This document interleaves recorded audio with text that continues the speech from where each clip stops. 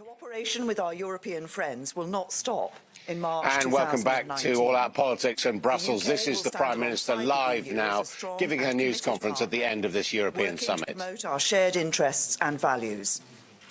Nowhere is this more important than in our approach to the global challenges we face. Whether security and defence, migration or foreign policy issues, we face common opportunities and risks, and we must continue to address them together. As I've said before, the UK is unconditionally committed to the security and defence of Europe. We share the vision of a strong, secure and successful EU with global reach and influence, an EU capable of countering shared threats to our continent, working alongside a confident, outward-looking UK. Yesterday, we discussed a range of subjects, including migration, the digital economy and some of the most pressing foreign policy issues, such as North Korea and Iran. We stand united in our clear condemnation of North Korea's aggressive and illegal missile and nuclear tests and urge all states, including China, to play their part in changing the course Pyongyang is taking. On Iran, we have reiterated our firm commitment to the nuclear deal, which we believe is vitally important for our shared security. And last night at dinner, I spoke to my fellow leaders about my vision for a new deep and special partnership between the UK and the European Union after Brexit. A partnership based on the same set of fundamental beliefs in not just democracy and rule of law, but also free trade, rigorous and fair competition, strong consumer rights, and high regulatory standards. I am ambitious and positive for Britain's future and for these negotiations, but I know we still have some way to go. Both sides have approached these talks with professionalism and a constructive spirit, and we should recognise what has been achieved to date. The UK and the EU share the same objective of safeguarding the rights of EU nationals living in the UK and UK nationals living in the EU. EU citizens have made a huge contribution to our country, and let me be clear that whatever happens, we want them and their families to stay. While there are a small number of issues that remain outstanding on citizens' rights, I'm confident that we are in touching distance of a deal. On Northern Ireland, we've agreed that the Belfast Agreement must be at the heart of our approach, and that Northern Ireland's unique circumstances demand specific solutions. It is vital that joint work on the peace process is not affected in any way. It is too important for that. And both sides agree that there cannot be any physical infrastructure at the border and that the common travel area must continue. We have both committed to delivering a flexible and imaginative approach on this vital issue. This Council is an important moment. It is a point at which to assess and reflect on how to make further progress. My speech in Florence made two important steps which have added a new impetus to the negotiations. I gave a firm commitment on the financial settlement, and I proposed a time-limited implementation period based on current terms, which is in the interest of both the UK and the EU. Both sides agree that subsequent rounds have been a new spirit. My fellow leaders have been discussing this morning, and I believe that it is in the interests of the UK that the EU27 continues to take a united approach. But if we are going to take a step forward together, it must be on the basis of joint effort and endeavour. We must work together to get to an outcome that we can stand behind and that works for all our people. Thank you. Now I'll take a few questions. Let's start with the BBC. Thank you very much, Prime Minister. Do you deny that you've made clear to your EU counterparts that you are willing to pay many more billions than you've already indicated to settle our accounts as we leave? What I've made clear to my EU counterparts in relation to financial contribution is what I set out in my Florence speech, which is that I have said that nobody need be concerned for the current budget plan, that they would have to either pay in more or receive less as a result of the UK leaving, and that we will honour the commitments that we have made during our membership. Now, there has to be detailed work on those commitments, as David Davis has said. We're going through them line by line and will continue to go through them line by line, and the British taxpayer wouldn't expect its government to do anything else. And Tom.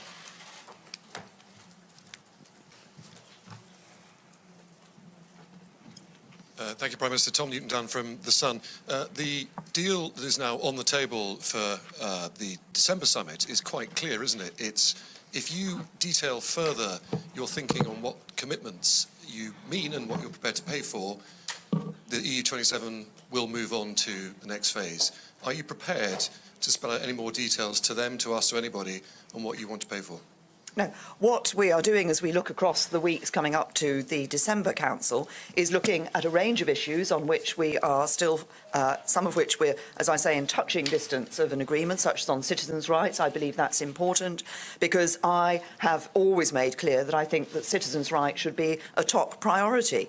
And as I've just said in answer to the first question on the financial issue, we will be going line by line through those commitments. I'm positive and optimistic about where we can get to in relation to the future partnership that we want with the European Union, because it's not only in the interests of the British people, it's in the interests of people across the remaining 27 members of the European Union as well. And as I understand it, following the discussion that has taken place this morning, we will see the EU considering their response into the Florence speech in terms of the sort of vision that they have for the partnership that we can have for the future. But I'm optimistic it will be a good one, because it is what will be one that will be to the benefit of people across the United Kingdom and the rest of the European Union.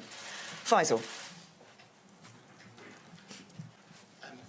Prime Minister, if your Brexit Secretary is preparing upbeat presentations on no deal for the Cabinet, and if your Foreign Secretary is saying that the United Kingdom could cope very well, why shouldn't EU citizens also prepare for no deal? And why shouldn't business groups, cars, aviation, nuclear industry also prepare their contingency plans for no deal as well? Well, I've been clear that we're working for a good deal, and I'm optimistic about getting that. But as I've said, and as others have said consistently, it would be irresponsible for the British government not to look across at the changes that will be necessary regardless of the eventuality. And indeed, some of the changes that would be necessary in the event of a no deal will be the same as changes that will be made in relation to us achieving a deal. And when the Cabinet comes to look at this, it will be looking across the board at what work is being done across government departments for all eventualities. And that includes for getting the good deal, the positive deal that I'm confident that we can achieve and that we've seen from European leaders here believe is achievable as well. Rowena. Prime Minister, is it conceivable that when the negotiators have finished going through line by line all the budget contributions and financial commitments, that total sum could be as high as 60 billion euros? I've been very clear on where we are in relation to the financial settlement. I've set out the reassurance to our European colleagues in relation to the current budget plan, and we will go through that line by line issue in relation to the commitments that we have made in our membership. And of course, I've also said in the past that if there are particular projects or programmes that we wish to continue to be a member of, then of course we would look to paying relevant costs in relation to that. Programmes such as on science and research and perhaps in some of the criminal justice issues. Now, I'll take a couple more, and I'll take a couple from some of our European colleagues. Yes. Well, you're all, yes, but non-British news media. Thank you, Prime Minister. Naira Chehich, Bloomberg TV. I spoke to the opposition leader, Jeremy Corbyn, yesterday, and with relation to the Brexit bill, he said he couldn't put any sort of number on it. Now, I understand you're working on the number, but your EU colleagues do want a more clear and a more detailed negotiating position before they can move on to trade talks. You're working on it. When do you expect to be able to put a number on that Brexit bill? Time is of the essence. Yeah. I've been very clear all along, as the United Kingdom has all along throughout this, that the full and final settlement will come as part of the final agreement that we're getting in relation to the future partnership. And I think that's absolutely right. I think that can only be done in that particular context. I made that point within the Florence speech, and that point remains. Yes.